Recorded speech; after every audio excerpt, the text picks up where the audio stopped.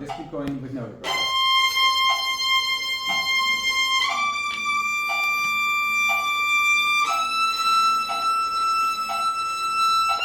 Get all the way to the frog.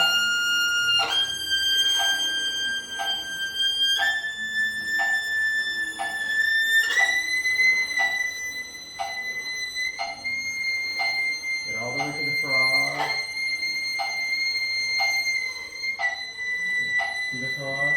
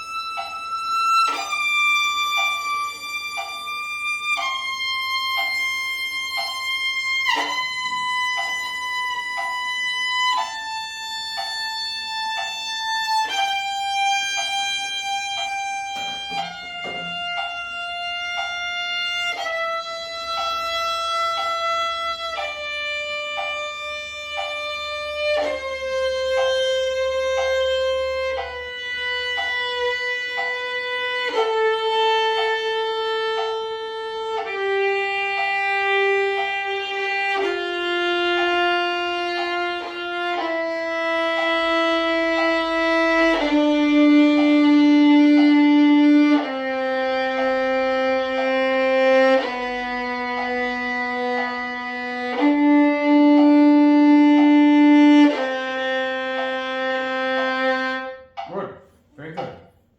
Big improvement, Alex. Really. Very, very good improvement. Few things. That's a 3/4 side violin, right? Yep. Okay. I'm just going to experiment one thing briefly before we get into the work. Can you try holding this violin?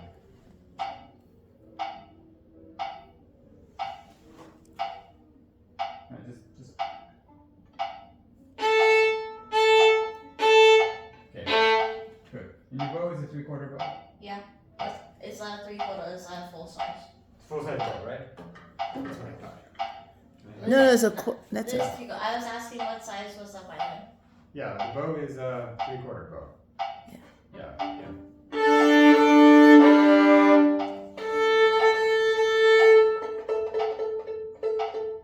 Always tune your violin.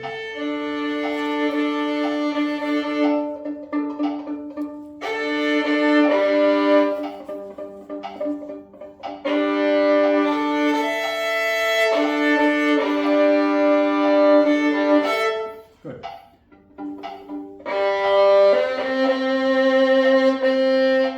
Okay, first of all, there's not enough rosin here at the frog. Have you noticed when I play frog?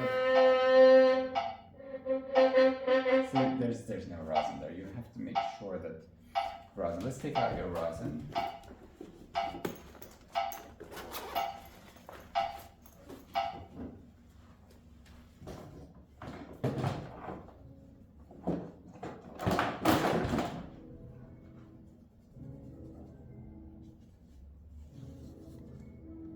You really don't have any rosin there, do you?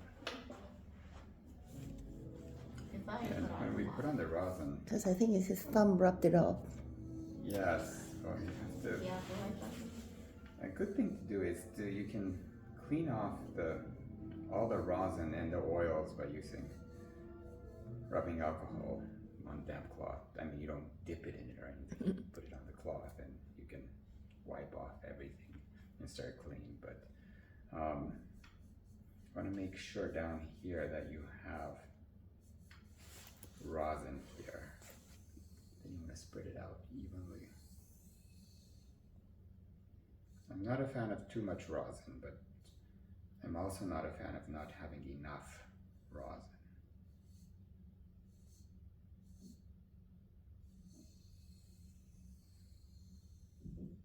Okay. Just oh, much better.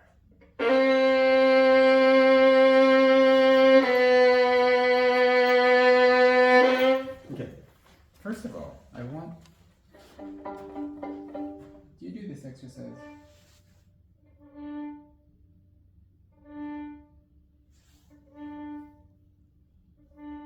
And I want you to try this. Actually, gently putting the bow on the string,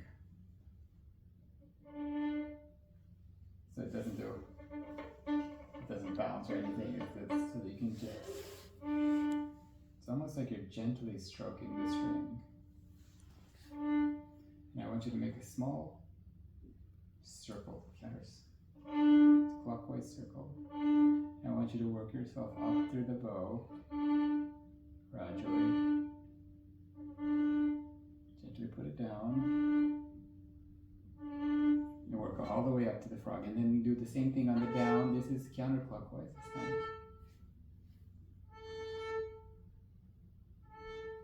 Try that exercise.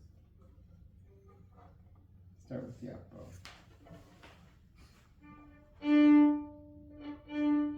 Yeah, but I want you to make a little circle. Yes, circle. A little slower. Yes, and I want your circle to be like this.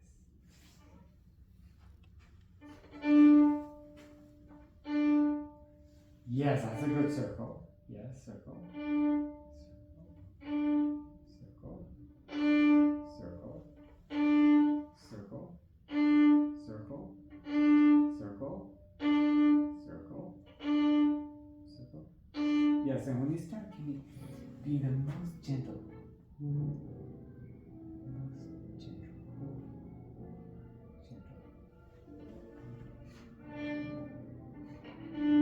Gentle. Gentle. Gentle. Gentle. Gentle. Even more gentle, softest. As soft as possible. It's almost like breathing. Good. A little more semicircle.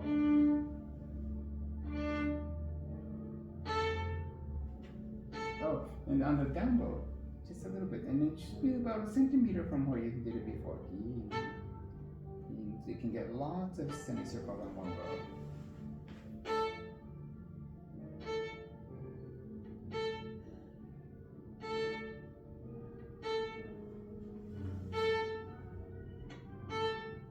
Even softer, even softer, even softer. Oh, you hear it go. Try not to have that.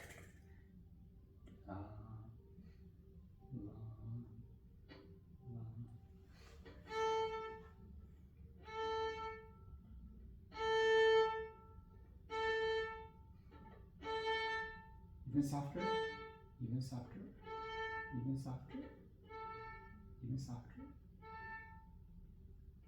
Oh, did you hear that? See if you can avoid that. Oh. Gentle. That's better. Yes, do that once every day. In each bow, it might have like 30 little semicircles. That's fine. 25, 30 semicircles. So each one is just like maybe a centimeter, half a centimeter each one. And see if you can drop the bow beautifully. Okay. I just want to build awareness on all edges and control of the bow, that your arm and your wrists and your fingers have that beautiful control. It's a discipline. I like that little exercise. Next thing, when you play the scale, first of all, you didn't have enough rosin at the frog, but you only use this part of the bow to about this part, and you leave about 2-3 inches of the bow on every bow. I want you to use every inch of the bow. You see that? I want you to really get to the tip. 1,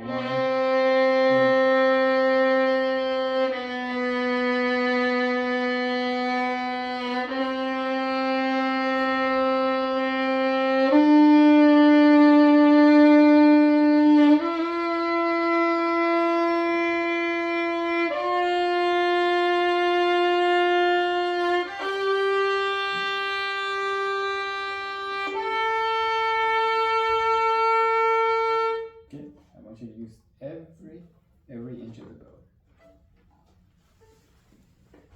Yeah, when you start, you just breathe and put the bow down just like we were doing the etude. Gently, so it's not like a go, but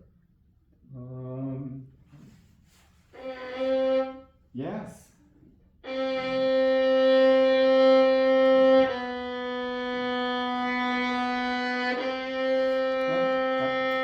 Did you see where you changed the bow? Where was it? I'm not at the tip. No, at the frog. Or did you notice where you just changed? Not at the frog. Not at the frog, yes. And calm. When you start, I want you to have a beautiful, gentle entry that just flows into them. Yeah. Where are you starting? Not at the frog. Yes, good. Good.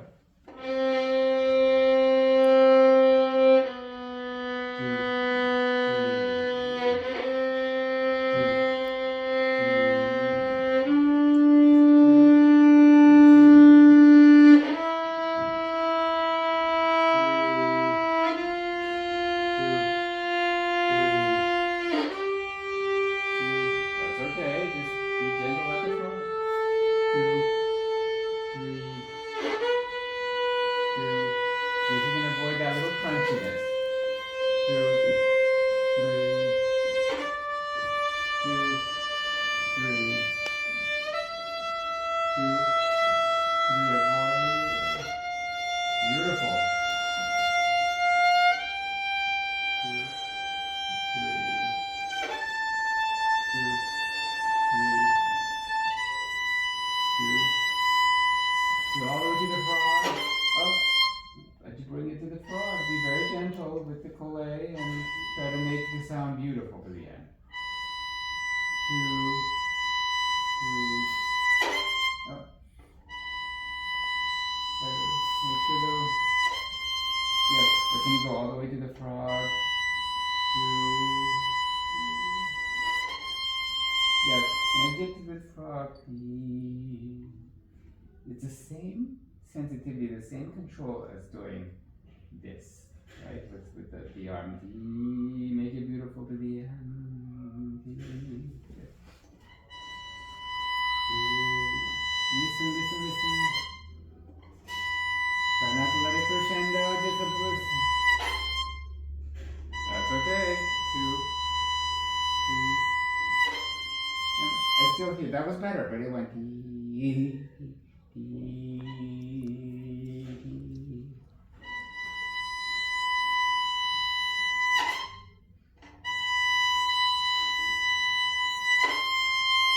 That was better. Still a little bit. 2, 2. You're beautiful at the 2. Beautiful at the end. 2, 3. 2. Bring up the book slowly. 2, 3. 1. Now beautiful at the end. Take your time. At the end, take your time and try not to crunch the note or make this sound go scratchy. 2, 3. You'll have to light the bow, light. Come up all the way to the front.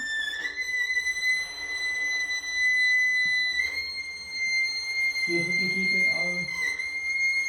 That was good. Now here at the frog. Be really listening. Oh, that was good. Right at the frog, right at the frog. 3, 2, go all the way to the frog. Okay. Right now, I'm going to have you. The length of the bow is going to be determined by when you get to the frog. Then you change the bow. That's going to be your metronome. Take as much time as you want to get to the frog, and then change the bow. Now I want you to listen.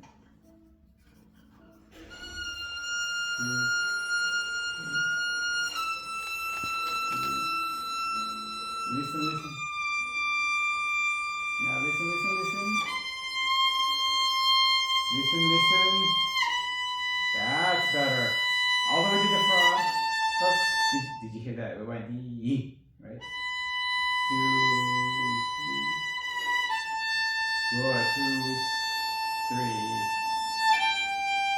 2, 3. Take your time. All the way to the tip. All the way to the front. That was better. Take as much time, but make it beautiful at the light and beautiful. Make it slow. Yes. Go all the way to the froggy. All the way to the frog.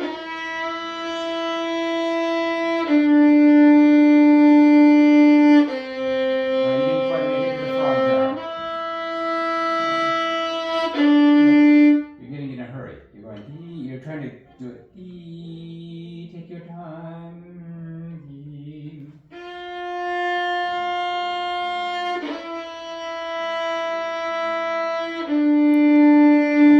All the way to the frog. No, you didn't make it to the frog. Yes.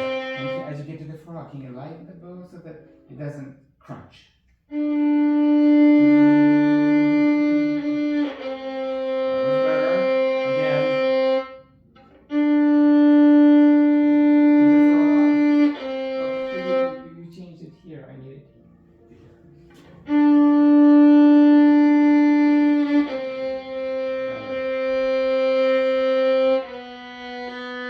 to the frog.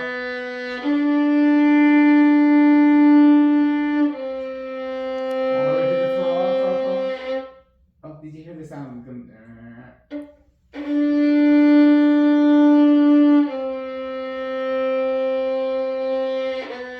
did you hear that? At the frog, it became. Ooh. You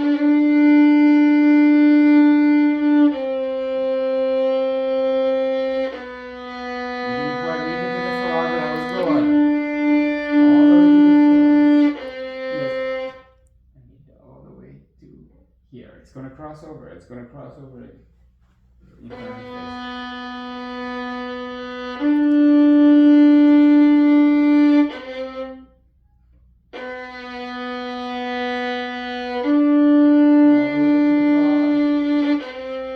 Yes.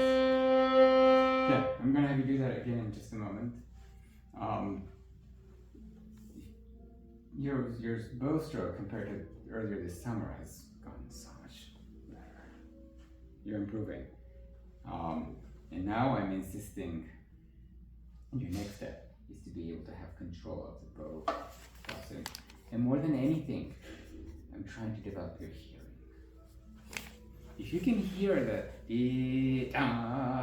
crunch, all these the noise that happens at the beginning and the end, how the sound and the color changes, and you become aware of it, it will be like, oh, yeah, I don't want that, right?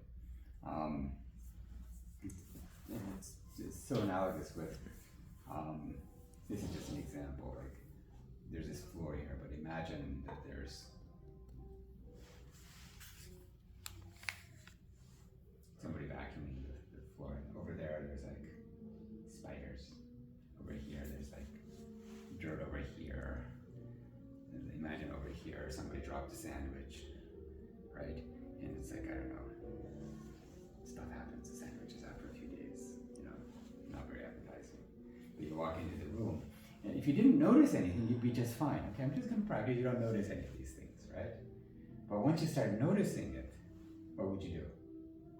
I would go.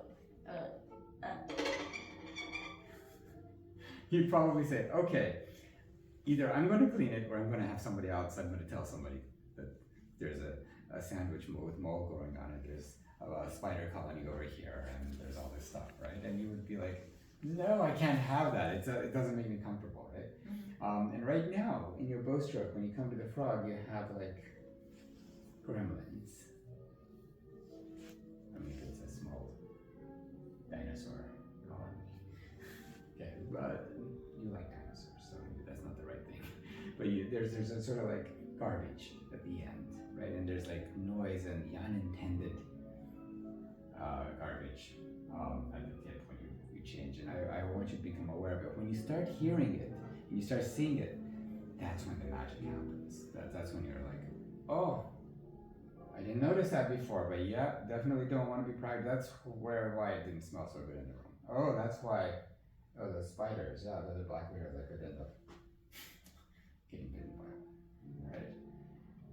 And the great violin playing, in the end, is about hearing. It's about hearing all these things. Okay, try it again. I want you to be really, really, really listening when you change the bow, that there's no change in the color or crunchiness. That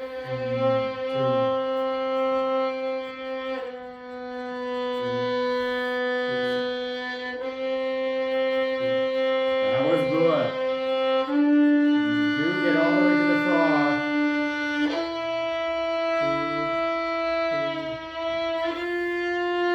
All the way to the frog.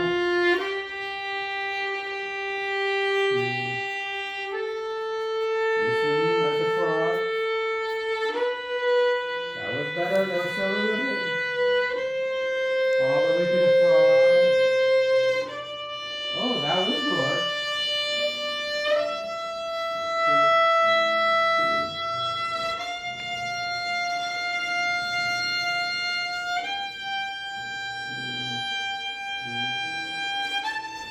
That was excellent. Listen to the sound. That was better, but you didn't quite make it to the frog. 2, 3, 2, 3, 3. Oh, did you hear it say changing the color? 2, 3, 2, 3. Oh, did you hear the change in the pitch? 2, 3. Oh, there was, just as you were changing it, it went it just changed. There was just like 2, 3, 1, 2. Take your time, take as long as you want. Take your time. All the way to the frog. Get all the way to the frog. Whoa.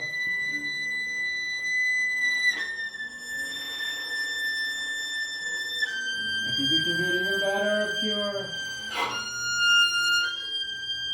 Take your time. Yep, that was good, but you didn't quite make it to the frog.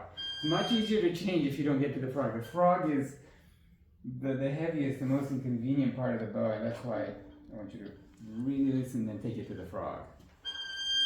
2, 3. Not quite.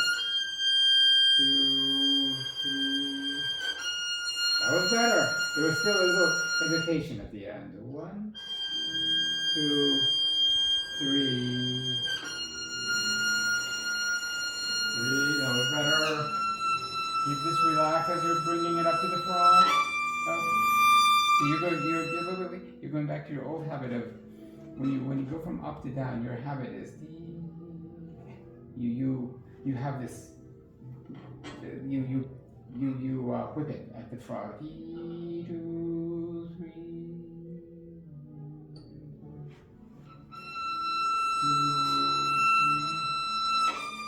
Yeah, you didn't quite make it to the frog. Slow pulley, slow pulley. 2, 3.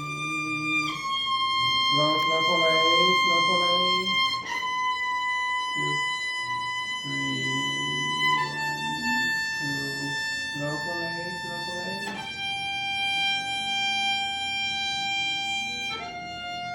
2, slow. 2, 3. 2. Don't quite make it to the frog. Now this time I want you to get all the way to the knot. Oh, see you accelerate again. 1. Keep it steady. 1, 2. Take your time. All the way to the frog. Good. And when you change the bow, your bow, keep it as you change the direction. Keep the bow steady.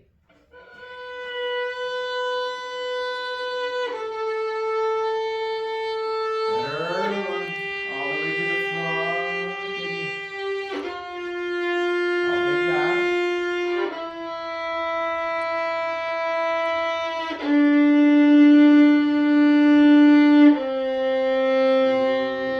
All the way to the frog.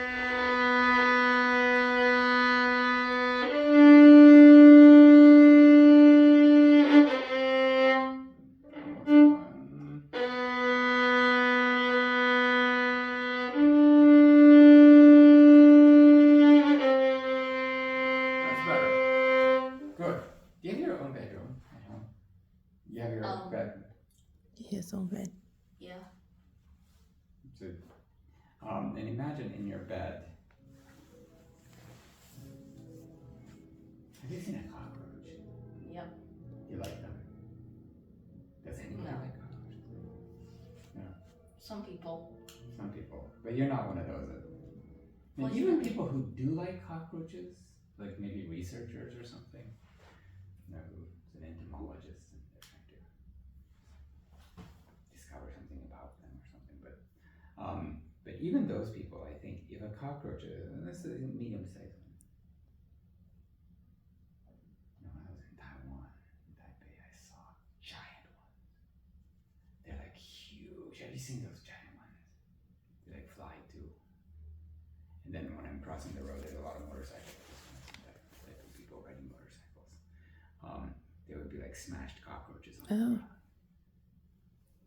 And they have these night markets when I was there. And I think they still do. And they're fun. They're food and all this. But in the morning, you see cockroaches walking around. Anyway, imagine a smaller cockroach. Imagine in your bed, there was one cockroach making its home in one of the corners of the bed. What would you do? I would either smash it, or if I don't want to smash it, then I would pick it up with tissue and then put it outside, I guess. Put it outside, okay. Or flush him down the toilet. So he can start his adventures in the sewer line. And even one you'd be not okay with, right? Yeah. Let alone 3 or 4.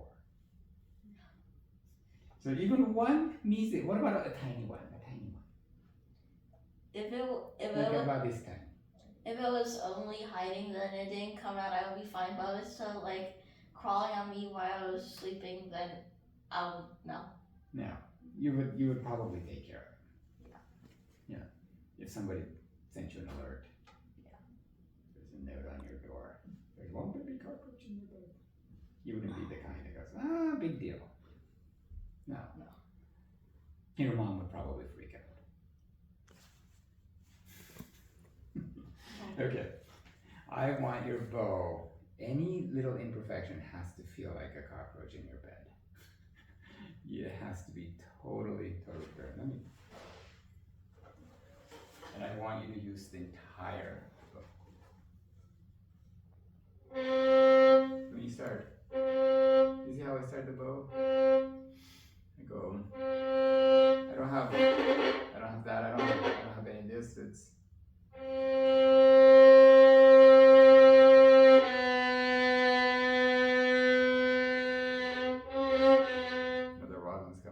already.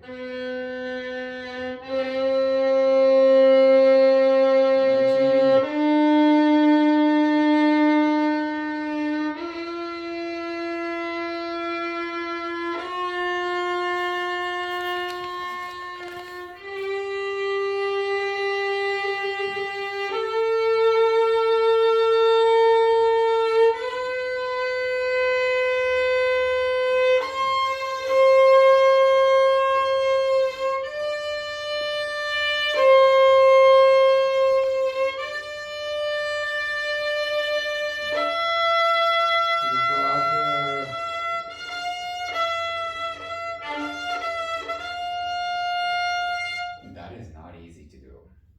I'm only doing like half decent job right now, but I want you to come to the frog and have a beautiful seamless transition. Try it one more time, and we'll go on to your other things.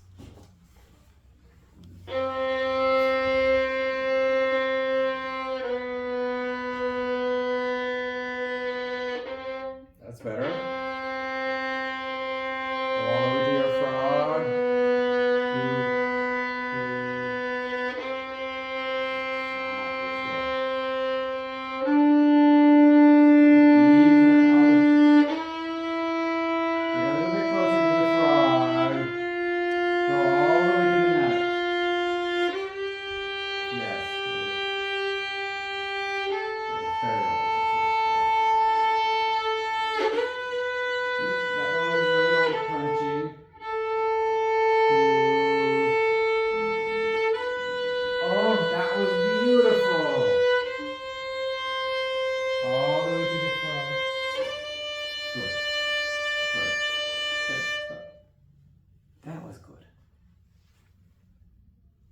That's your goal. Good. Can I hear your section? Do you have number one, or which section are you doing? 1 and 11. 1 and 11. Good. Can I hear your number 1? Before you start. It's okay. I would like to.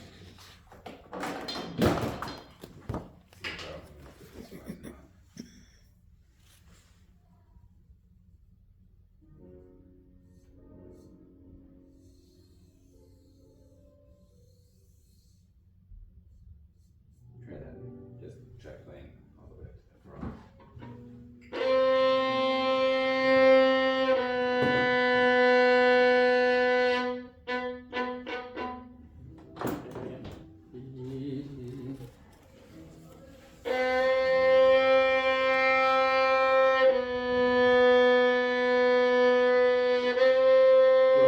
Good. I like that rosin, by the way. I mean, your rosin is fine. I'm not a huge picky person, but next cake of rosin that you get, I'm going to have you look at. It's called Sicilia. You can get it anywhere.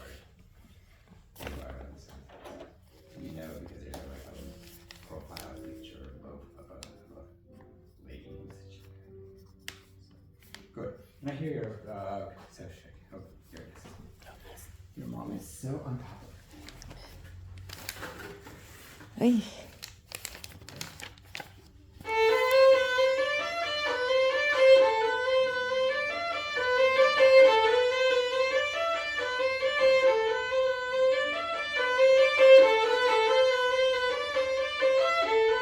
Good. I'm going to just have you try this.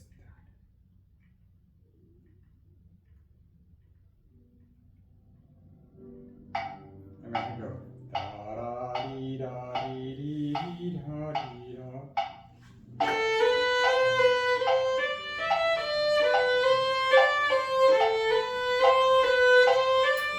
Good. And I'm going to have you solo like this.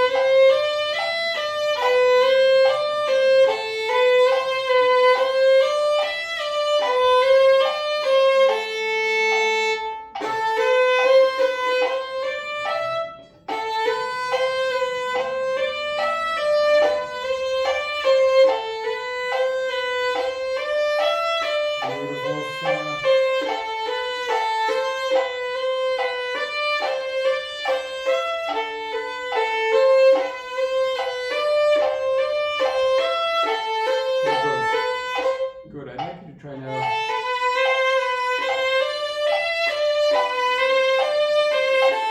I want to see what happens if you vibrate every now.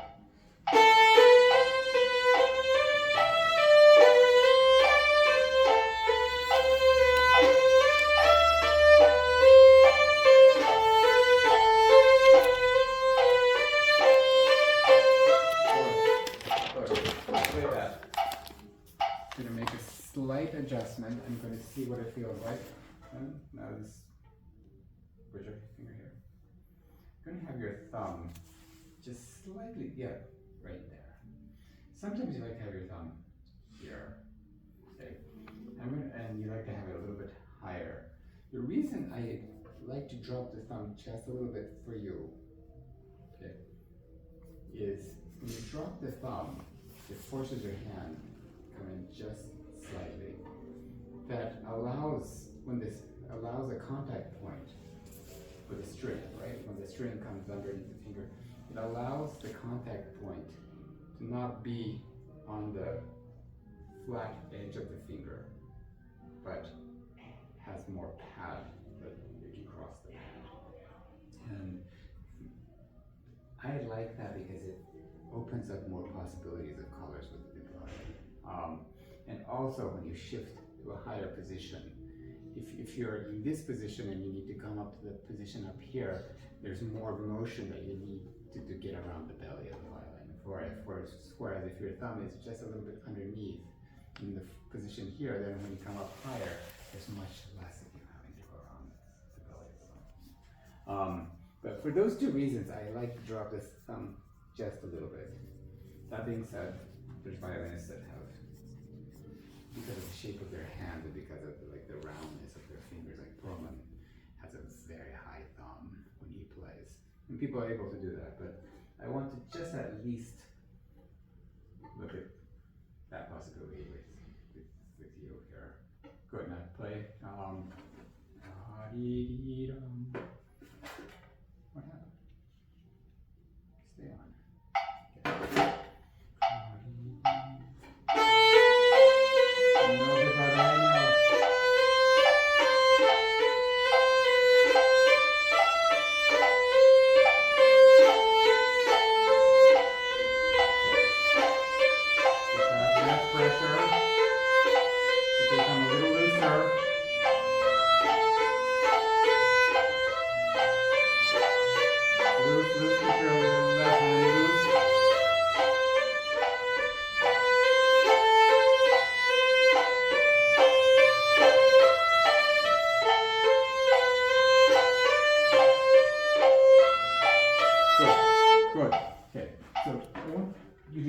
And go through 1, 2, 3, 4. Go through the first 4, and each one is on the A string, 2 is on the D string, I think, 3 is on the G string, 4 is on the E string. I don't remember the order, but rotate between 1 and 4 every day. Okay, they're pretty much the same A, just on different strings. Okay, good. Can I see your Kreutzer book? I want to assign a Kreutzer for you. I've been doing 2, 3, 7, and 11. Can I hear your number 11?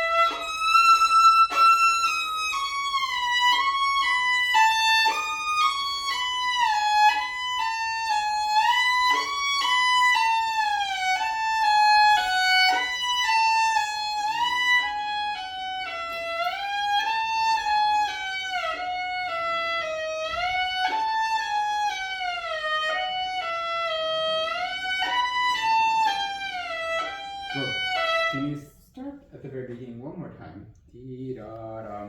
I'm going to see if you can keep that same hand position that we had in the subject. Yes.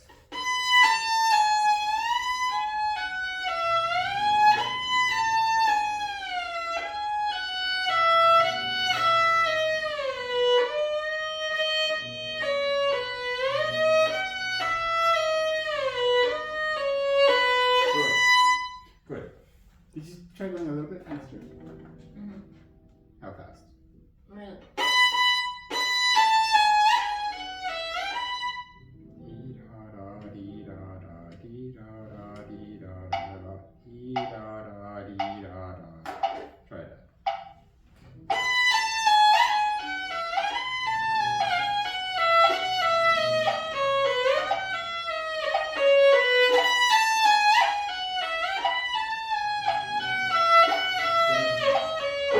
Good. When your hand shifts, I want every shift, your left hand, I want the thumb to move with the shift. So dee da dee da dee da da da dee. And you go up to this position here, which is fifth position. Third to fifth. You're anchoring thumb, and you're doing the shift with an anchored thumb. And the whole point of this etude is to make your left hand so it's not clutching like this, but to make it fluid. Your teacher, phenomenal violinist, Shanae, I think she's an incredible violinist, right? When she's in her zone and playing, I think she's up there with the top violinists out there. She is absolutely phenomenal player. But you watch her left hand, there's hardly any tension. And it looks so easy when she plays, right? And she can play almost anything, just ridiculously easy. Makes it look easy.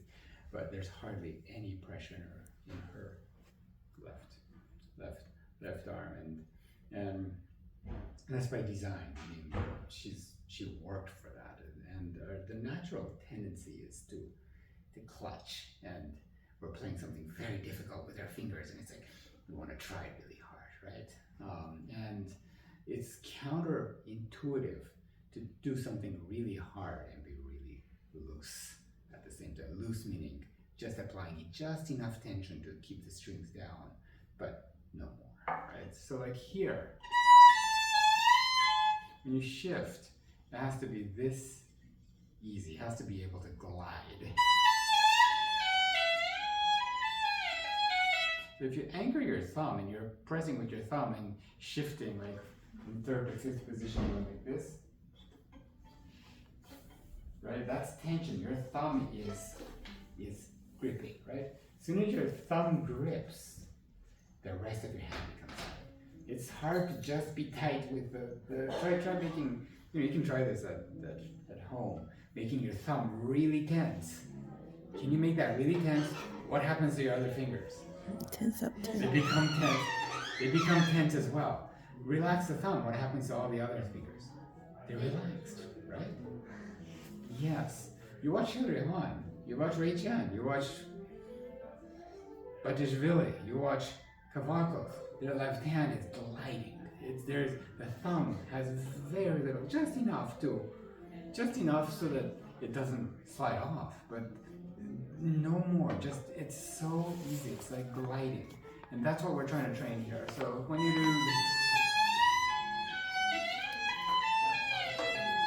I want your hand to be working as you can. Just try that slowly, and I want your hand as you're playing to be glide. Yes, like that. It has to be that gliding.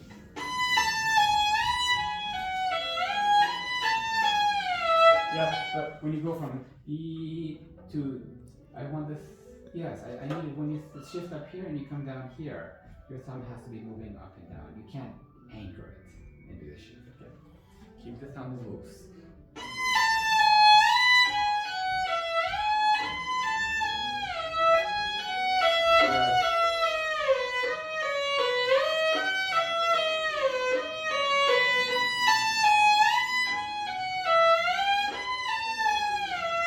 That's it.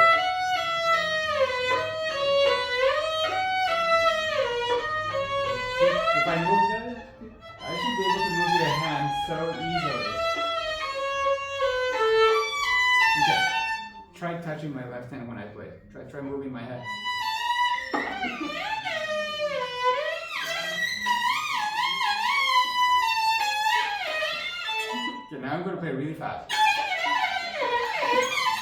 Now let go. Let go. I'll snap right back into where it needs to be.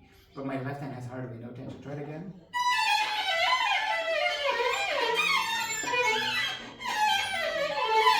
I'll snap right back, but it has to have zero, I won't say zero tension, it has to have some to keep the hand there, but no more, okay?